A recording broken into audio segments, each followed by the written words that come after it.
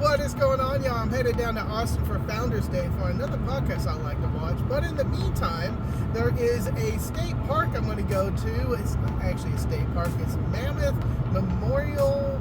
Well, we'll figure it out when we get there. Sprinkling. What am I going to do? I hope it's going to be dry enough for me to set up and operate. But in the meantime, just driving along, listen to Radio Crash Course 1X crew all the way. I left everything over at the table, and if I just had playing radio, it would have been one backpack, and I probably would have been set up by now.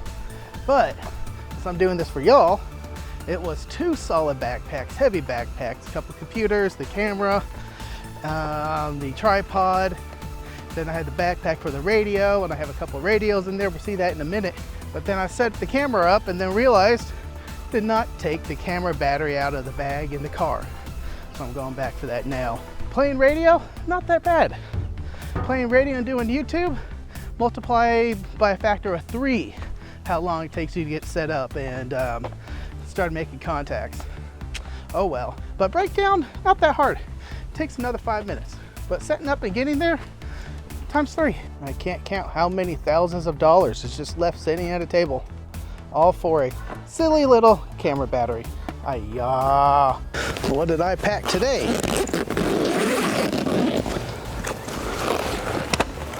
Is that two radios inside the Gigaparks Explorer bag?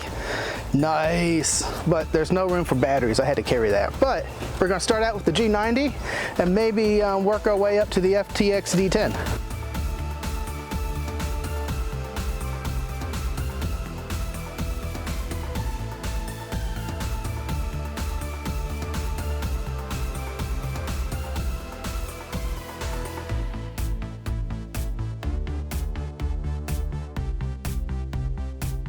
This is Mike's antenna buddy stick pull ground holder upper thing. It's pretty cool.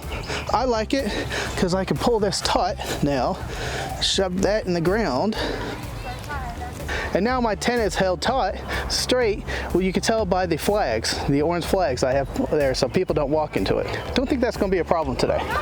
Now the other thing we're gonna be playing with today is I'm gonna bring out the DigiRig and we're gonna be running some FT8, and I got a new cable from Dennis at DigiRig.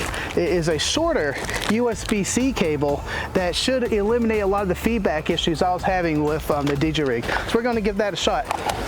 And all the DigiRig cables. Woo! That was almost dangerous. I forgot the extension cable I have for the DigiRig to hook up to the battery, but I have a second one in the pack. Always have spares. I gotta dig out where's the one I had for the DigiRig. It's probably at home. I used it for another extension cable because it's a pure power pole extension cable.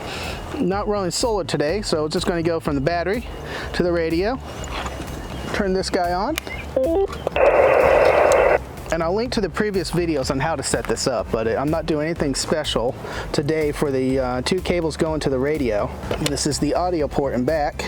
So the special cable today is this new cable that is shorter than the one that was previously given. This one, it has all the coils that can generate RFI, and there's 2 chokes on it. So let's go ahead and use the old cable first and see if I can replicate that issue I was having before. After an hour of messing with stuff, I wasn't able to decode anything. All the settings were right. Everything. I saw the bars going up and down and doing the things, and it was acting like it was all okay, and I can hear it through the listen back, and the only issue was the date time change.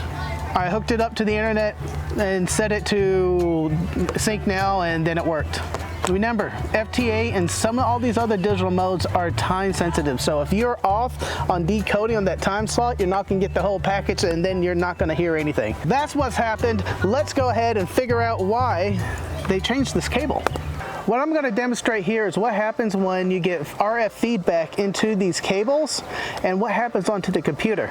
So I am going to go ahead and hit tune, and this is just regular tuning, and it's going to send a tone through the radio, through the antenna at 20 watts, and let's see what happens. Boom, there we go. There's an error. The driver unloaded itself. The sound card popped up and down, and now we're no longer decoding anything. And when usually this happens, I gotta unplug and turn everything off. So that's what happened. So let's go ahead and swap out to the new USB cable. There we go. We are decoding. All right, and let's go ahead and just put out CQ POTA and my call sign. And enable transmit. We are transmitting. We got the red light on the radio, and the SWR is SWRing. No errors over here. What? It seems to be working. Now it's got to wait for people to come back to me. I'm making a contact. Woo!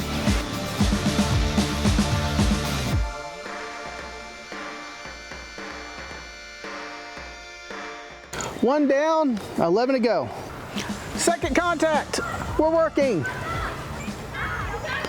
Contact number 3. Number 4. Number 5. Number 6. Number 7. I don't understand why sometimes when you hit enable transmit, it turns off. Like it does 2 or 3 cycles, and if it doesn't hear anyone, you gotta hit it again. Or I'm not hitting it right. I haven't figured that part out. If I do, I'll tell you. But I'm working on contact number 8, but not yet. I'll yell 8 when I get there. Number 8! Look at that. Ooh, there's Canada. That was number 9. Number 10. I'm gonna get a couple more just to pad the logs, especially with FT8. Number 11. I ran out of fingers. Number 12. I don't know how to do it anymore. But yes, 12. Number 13. Woo! I'm going ahead and gonna call it there. I'm going to close FT8, see if anyone else comes back to me, and go to sideband. Is this frequency in use? Is this frequency in use? Kilo Golf 5 Alpha Hotel Juliet. CQ POTA, CQ POTA. This is Kilo Golf 5 Alpha Hotel Juliet calling CQ POTA. Normally this is the part of the video I say thank you for watching, but I'm on the road and there's a special place I want to take y'all, so hang in there. I'm gonna play a game of Move That Bus. Move That Bus. Coming up, you might see it, Rudy's! Welcome to Rudy's Barbecue. There's a lot of nostalgia here for me. I ate here a lot as a poor, broke college student, and just brings me back memories every time I step in one. What is up? I got some of the pork spare ribs, which I love some pork spare ribs, and I got some of the brisket from them. Got a little bit of the char on there. I totally forgot about getting char on my brisket. When you do go, ask for some brisket with the char on it. I really like the bark on it, and you got the better taste of the rub instead of just the brisket there. I'm going to go ahead and put some Rudy sauce on it. They have 2 kinds of sauces. You got your sissy sauce, which is not spicy. Then you have their regular sauce that is pepper spicy, not too spicy, but it's restaurant spicy, not Frank spicy, but restaurant spicy.